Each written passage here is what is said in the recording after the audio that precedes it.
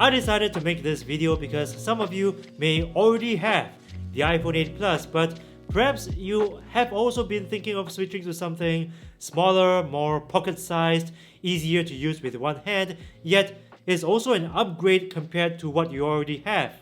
And all of the other options from Apple are simply too expensive or too big. That is until the iPhone SE came out. So today, we're going to compare the iPhone 8 Plus to the iPhone SE in terms of camera quality and speed. In terms of camera technology, the SE uses the very latest in AI computational photography. So I'm expecting the SE to at least take nicer pictures than the 8 Plus using its front-facing camera and its rear-facing wide-angle lens element. But you're gonna get a little more flexibility and versatility from the 8 Plus because it's got not one, but two camera elements at the back, one for wide angle and one for 2x telephoto. Now, in terms of processing speed and power, the SE uses the very latest A13 Bionic processor. The 8 Plus uses the A11, so that's like 2 generations behind. But considering that according to some people, the SE's A13 Bionic chip has been underclocked by about 20%, the difference in terms of processing power and speed between these two devices may not be that huge, but we'll see. First, the camera test. Alright, first I'm gonna snap a selfie with the SE. Okay, the 8 Plus.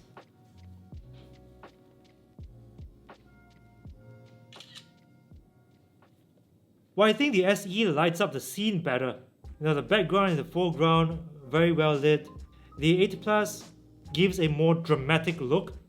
In terms of color tone, the 8 Plus seems to add a little more red to my skin. In terms of sharpness and detail level, the SE did a better job because it managed to resolve the strands of my hair far better than on the 8 Plus. Although the SE lighted up the background better than the 8 Plus, you can sort of see some strange things happening with how the SE handles contrast. The lamp taken in the background on the SE's picture looks weird. Like some strange blue goo is overflowing the rim, but in terms of noise level, they both are about the same, in my opinion. Alright, now we're going to test their rear-facing cameras. I'm going to take a picture of this guy. Okay, so SE.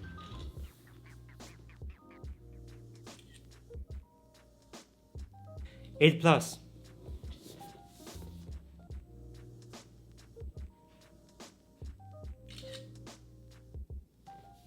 So, as before, the SE is able to resolve more detail of my subject in the foreground and is also able to light up the picture across the frame evenly. So you don't get parts of the picture being overexposed like this picture shot on the 8 Plus.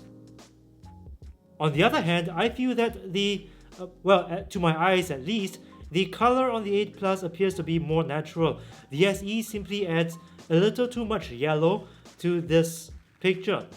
Also, the 8 Plus seems to have a little less noise in the background compared to the SE. But that's because the SE is trying to light up the darker portions of the picture by bumping up the exposure, which can be a good thing in some situations, but in situations like shooting in a dark place, it only adds a little more noise to the picture, right? To the background. So in this round, I gotta call this a draw because in some ways the SE is better, but in other ways the 8 Plus took the better picture. Now we're gonna do a video quality test. I'm gonna shoot a video with the SE, then the 8 Plus. iPhone SE walking test. Pay attention to the stabilization, the scene exposure, color contrast. Pay attention to white balance. Pay attention to my voice, how it sounds through the microphone. Okay, now I'm gonna run. Let's see if stabilization is still good.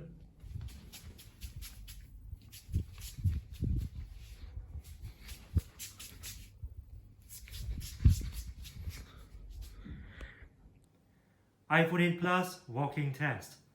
Pay attention to the stabilization, the color contrast, scene exposure, white balance. Pay attention to my voice, how it sounds through the microphone. Okay, now I'm gonna run. Let's see if the stabilization is still good.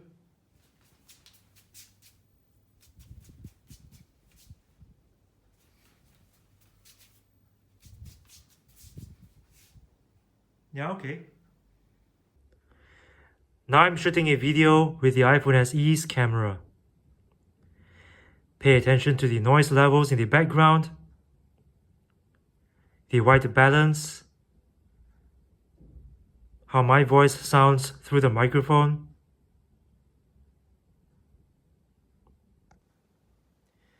Now I'm shooting a video with the iPhone 8 Plus camera.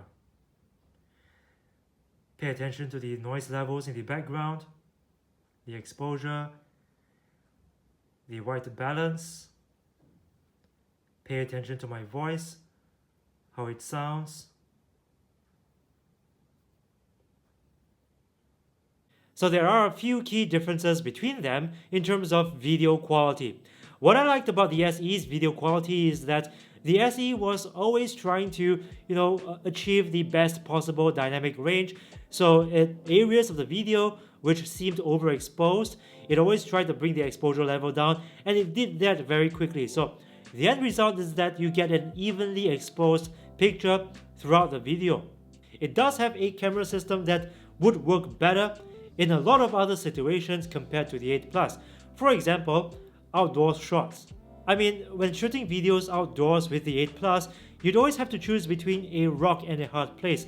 Do you want a nicely exposed scenery with a completely blown out sky with no details whatsoever, you can't even see the clouds, or have a nice blue sky with white fluffy clouds yet with an underexposed scenery?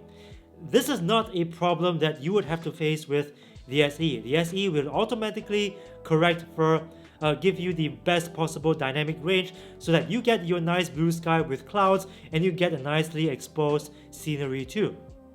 The videos shot on the SE's camera also seemed to be less noisy than on the 8 Plus. And in terms of microphone gain, it appears that the SE's microphone is more sensitive than the 8 Plus, possibly by about 6 to 9 dB.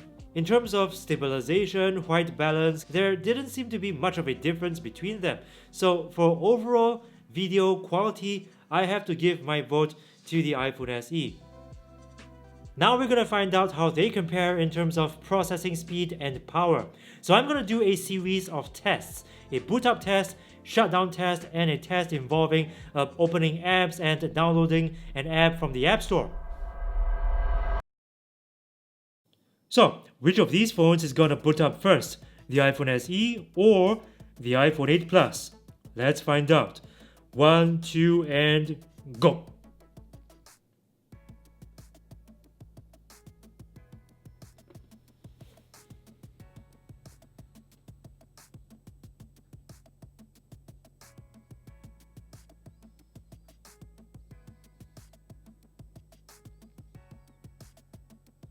So the 8 Plus booted up first. Okay, now the SE. So I'm going to go ahead and declare the 8 Plus the winner of this round.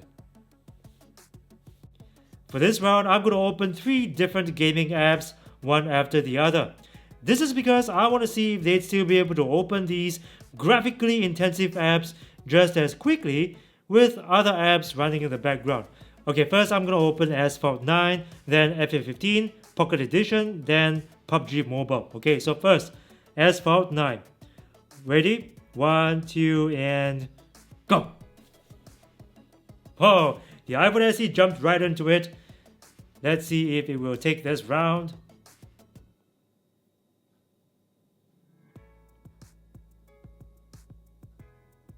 Okay, so the SE loaded into the game first. Let's jump back out.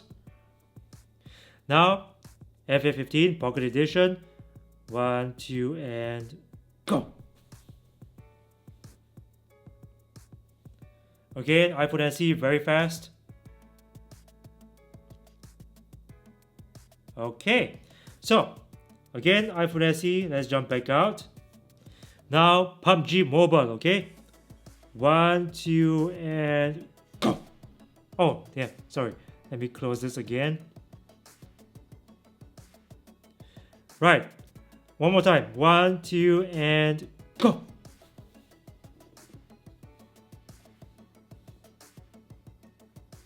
Yep. It looks like the SE is gonna take this as well. Yep. So I declare the SE the winner because it opened all these apps first. For this round, we're gonna see which of these phones can download Mobile Legends first. I've made sure that they both are running on the same Wi-Fi network, so that shouldn't influence the outcome at all. So to begin, I'm gonna just hold the phone up like this because Touch ID is involved here. 1, 2, and go.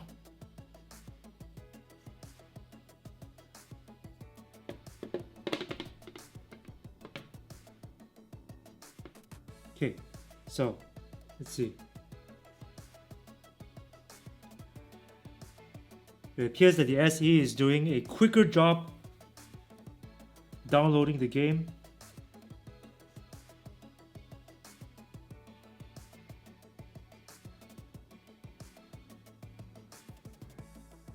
Okay. So the SE downloaded the game first. We're still waiting for the 8 Plus. And now the 8 Plus. So I declare the SE the winner of this round. So earlier we saw the 8 Plus boot up first, but what about shutting down? Let's find out. 1, 2, and go! Okay, so they both went into the screen at the same time. Let's power them off. 1, 2, and go.